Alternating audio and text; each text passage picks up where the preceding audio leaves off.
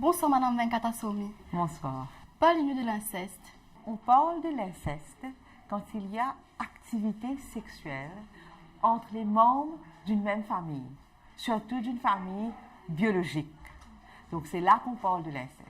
Dans certains pays, même entre frères et sœurs qui ont été adoptés, là aussi on peut parler de l'inceste. L'inceste, c'est un sujet très complexe dans le monde entier, nous avons des enfants victimes d'inceste et l'île Maurice n'est pas une exception. À Maurice également, nous avons des enfants victimes d'inceste. Connaissez-vous des enfants qui sont victimes de ce genre d'abus? Malheureusement, oui. Je connais pas mal d'enfants qui ont été victimes d'inceste dans leur famille, oui. Mais comment percevez-vous justement les proches parents qui abusent de leurs enfants? Donc ma première réaction quand je vois qu'un parent ou un frère, il n'y a pas que les parents, ou une sœur qui s'est abusée d'une autre sœur, qui a abusé d'une autre sœur. Donc ma première réaction, c'est la colère. Je suis très très en colère. Mais après, quand on analyse le problème en profondeur, on voit beaucoup que ces parents abuseurs ont été eux-mêmes victimes d'abus pendant leur enfance. Donc là, il faut travailler non seulement avec les enfants victimes de l'inceste, mais aussi avec les abuseurs. Non pas pour essayer de dire que les abuseurs n'ont commis aucun délit. C'est pas ça le but. Les abuseurs ont commis un délit, mais n'empêche que eux-mêmes, ils ont été victimes d'abus dans leur temps d'enfance, normalement. Mais justement, que remarquez-vous de commun le plus souvent parmi les victimes? L'inceste, c'est une forme d'abus sexuel qui est assez, comme je vous ai dit, et qui est assez complexe. Moi, je vous dirais qu'il faut procéder au cas par cas.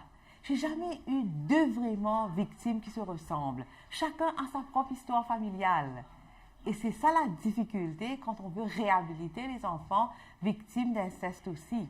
Il faut vraiment procéder au cas par cas. Et les auteurs de ce crime? Chez les auteurs de ce crime également. Ils n'ont pas tous le même passé. Donc là aussi, mais on voit, ils sont issus eux-mêmes des familles à problème. Et ça, c'est une généralité quand je vous dis ça. Quand je vous dis, ils viennent des familles à problème. C'est une généralité. Moi, la façon dont je travaille avec les familles, avec ces familles-là, c'est une intervention très, très individualisée. Et ça, il est important de le dire, l'approche individualisée. Je ne mettrai pas, par exemple, de thérapie de groupe pour les familles ou pour les victimes d'inceste. Je ne mettrai pas une thérapie de groupe pour ces familles-là en place. Non, je préconiserai une action très individualisée. D'une façon générale, quelles sont les mesures préventives contre l'inceste? La sensibilisation, la sensibilisation, la sensibilisation. Il faut dire aux familles que les enfants ont des droits, qu'ils ont une responsabilité, même s'ils ont vécu une situation difficile pendant qu'ils étaient enfants eux-mêmes. Maintenant qu'ils sont pères ou mères, il faut beaucoup, comme le ministère de la Femme, par exemple, à Maurice, un programme de parenting, apprendre aux parents à prendre leurs responsabilités. Donc, il faut les sensibiliser et éduquer les familles. Et le silence, il faut mettre une croix là-dessus. Il faut que les familles parlent, il faut que les victimes parlent. Merci beaucoup, Madame Venkata Somi. Merci beaucoup à vous aussi.